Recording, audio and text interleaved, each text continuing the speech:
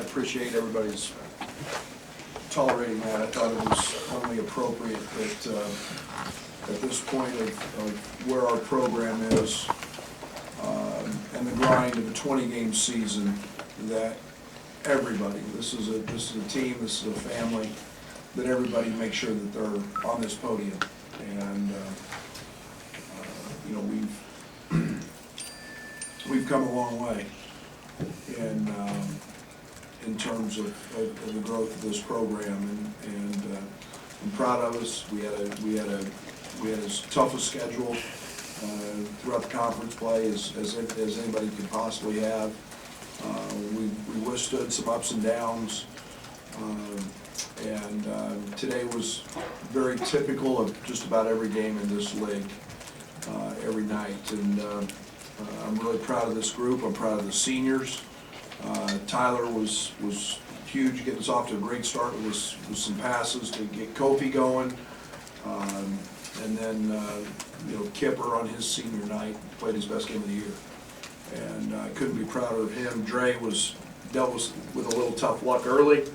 But again, you know, it's amazing. He finds, you know, 14 points tonight, and, you know, in what was a pretty quiet night, but for him on the glass. But, you know, I thought that, and I will mention Sammy was sick and had been out. So it wasn't in practice for a couple days. But I thought our defense the first 8 minutes give Iowa a lot of credit. I was wondering if, you know, we're going to give up the most points ever in State Farm Center. We couldn't get a stop. And then we settled in. We maintained it because we played really good offense. And we attacked their zone. Kofi got touches. And, you know, it was a good balance to be tied at half. We got going in transition because we got stops in the second half, and then we withstood Luka. You know, at the end, we made a couple plays that weren't very intelligent, which is disappointing because we practice a lot of situations. But you know, just like every other game in this league, it comes down, you know, to the last minute or 2 minutes. Brad, Io said we just don't like each other, these two teams. This seems like it's a budding rivalry. Is that a good thing from your perspective, or why do you think this is kind of the rivalry that's you know, I don't know. You know, I mean, that's I think more our players probably than anything. I mean, they compete. They all know each other. You know, it got a little chippy. We don't condone that. But yeah, I mean, that Fran's as good a ball coach as there is on the offensive end, and I mean the stuff that they do, and so you know, I think rivalries, if you want to call it that, are awesome. They are great for sports. They're great for college basketball. This league can have you know, you can have as many of them as you want. But yeah, so you know, those games become fun. They become more important to the fans and the players. And you know, I love Fran's staff, and you know, they got great guys. So every time we play, we're going to compete, and that's what it's about. Wow. After seeing Tyler feed the low post effectively a couple of times in the early going, was there any thought about leaving him in? There was a thought about, well, that's about the extent of his time frame playing, you know, not having a lot of minutes, but probably playing 3 or 4 minutes. Yeah, I almost went back to him, especially with Dre, you know, having some fouls. But at the time I was getting ready to put him back, to be very honest, they went big. And so, you know, we played a stretch over, moved DeMonte to the 3, and I went that way instead. I guess with 4 players in double figures, 20 assists on 30 make shots, and then the offensive rebounds, I mean, is that maybe the brand of basketball that you would like to see every year? Pretty much. There's nothing greater to me than assist, and there's nothing greater than judgment of your effort by offensive rebounds and rebounding the basketball. And you know, we've won most of the year because of our defense and our rebounding. And that translates into postseason. We got to continue to work to get better in those areas as well. Tyler? to piggyback off that, the shot volume is big for you, but shooting's been a struggle all year. Do you still feel like there's some better shooting on the horizon, or do you feel it's going to be continue to grind it out for the rest of the way? We've all seen Trent get going. We all know what Trent's capable of. I love what Trent's been doing the last 2 or 3 days because he's been in the gym. He's going to have one of those moments where he just breaks out. And I mean, tonight was a game that was set up more for him off the drive probably than shooting. But yeah, we'll continue to get better. Allen's capable of 5, 6, 7 threes in a row, and that's one thing I don't worry about. Brad, could you kind of talk about throwing Iowa's game back kind of in their face? It just seems like you're at your best when you're in transition, and you got a lot of buckets and a lot of looks that way. Broke the game open, and they're one of the top teams in the country in terms of pace and in transition. And yet, when you get defensive stops and can run, we're one of the best teams as well. And we've never stopped not wanting to be aggressive in the first 7 seconds. Iowa gets going with that head of steam downhill, and Trent and Dre, and it's a problem for people. Steve? Hey, Brad. What's it like to get to take a look at your kid and welcome him on senior night and have that moment? My wife told me I couldn't cry. She said, "You're going to embarrass yourself," and I'll be very honest. They went quick with the announcement. I was still taking the picture because I truly wanted to walk with it and walk out with Susan, walk out with my daughters, it didn't quite go that way, but man, I'm so happy for him. And I just had a friend give me one of the nicest compliments. You don't hear great things about your children always. And it was pretty heartfelt to do that and know what he's been through with 3 high schools and 3 colleges and 3 universities. And he's a guy I'm awfully proud of. And he's a good player, just not a Big Ten caliber type guy. But we saw what he could do passing basketball, and there's no doubt I'm a very, very proud father, and I'm proud to get to coach him. Gary? What did you notice about Kipper's mindset today, his effort, and what can he provide for you in postseason play potentially? I don't know, man. I hope you guys ask him. If he gave you the answer, please tell me.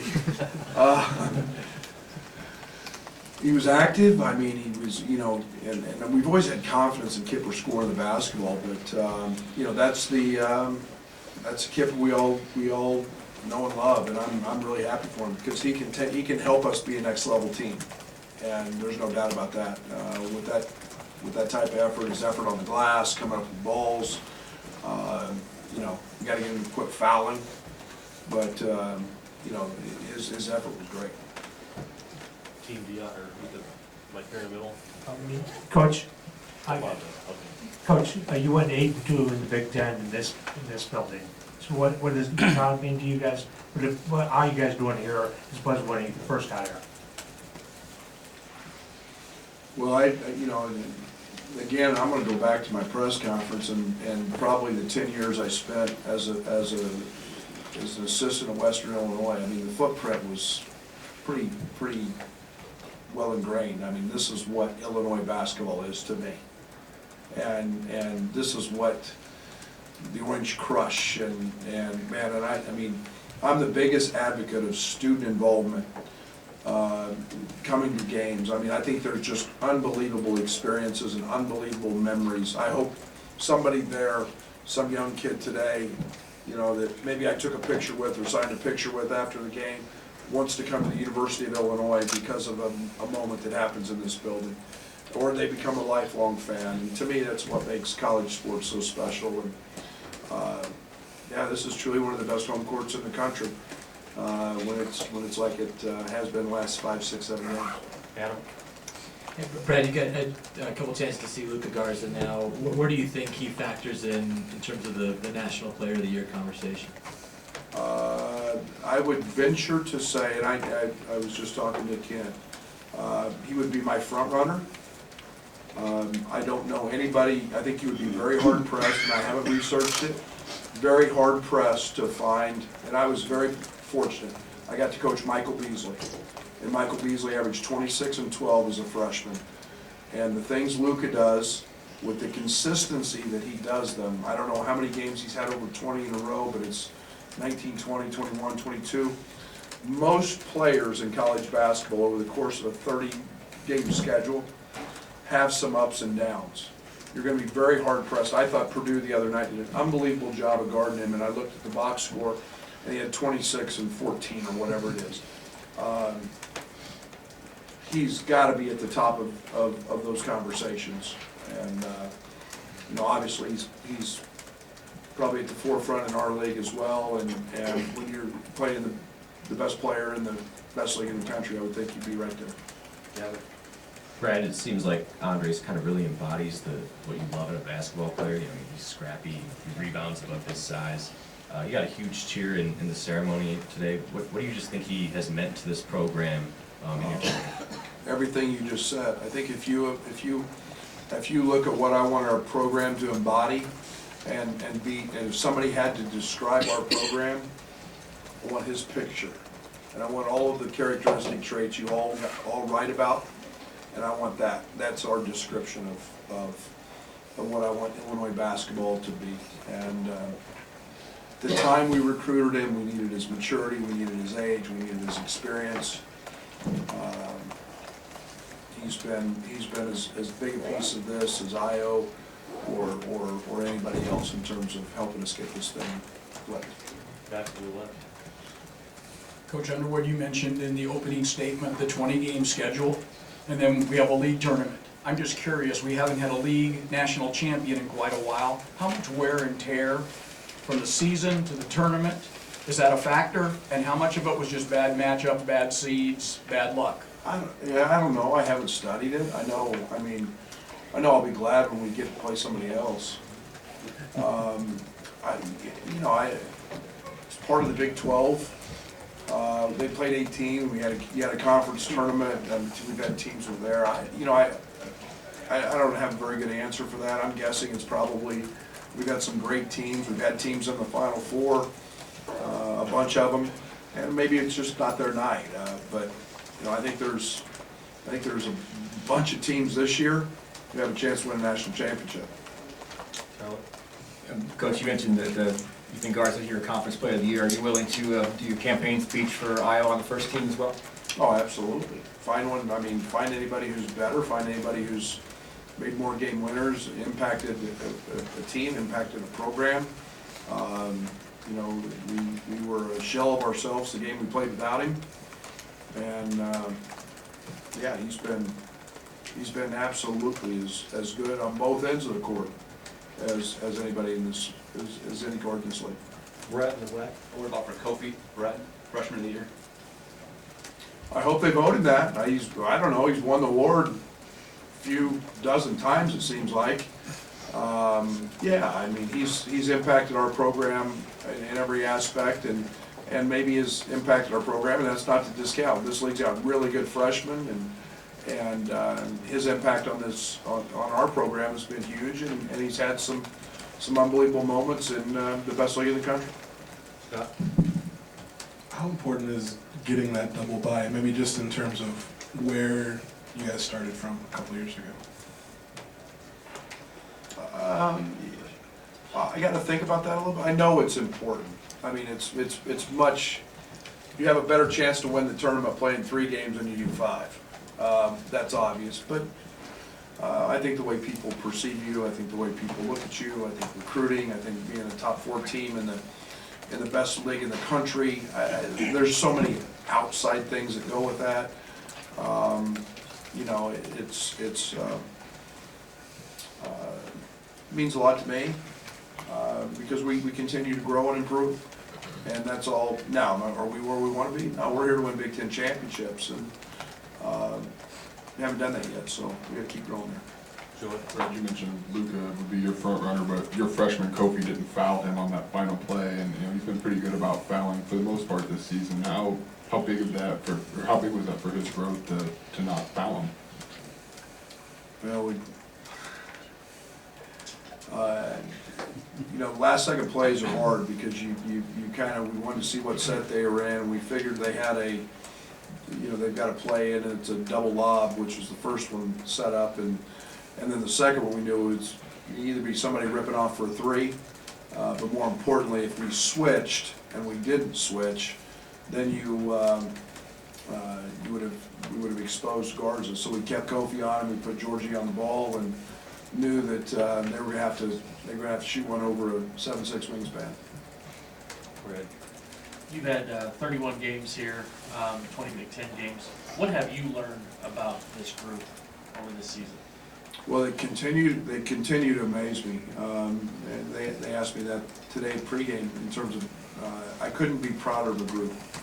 The most important thing with this group, Brad, is how much I love them, how much fun they are. They're 18 to 22-year-olds, they're not perfect, but it's always been about, let's get better, and let's work, and let's have fun doing it, and it's fun to see friendships develop, and it's new experiences, and those are things that bond you together, just tighter and tighter, and we're going through a lot of firsts, but this group's fun, man. I enjoy the personalities of this group a lot.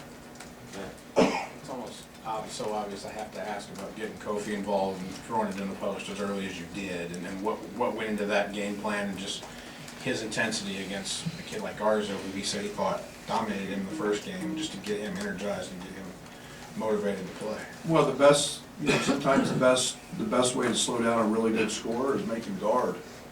And, we didn't get Kofi involved in the first game. Maybe I need to start Tyler every game and, just pitch the ball into him. But yeah, it was a focal point. Kofi plays better when he gets involved. He was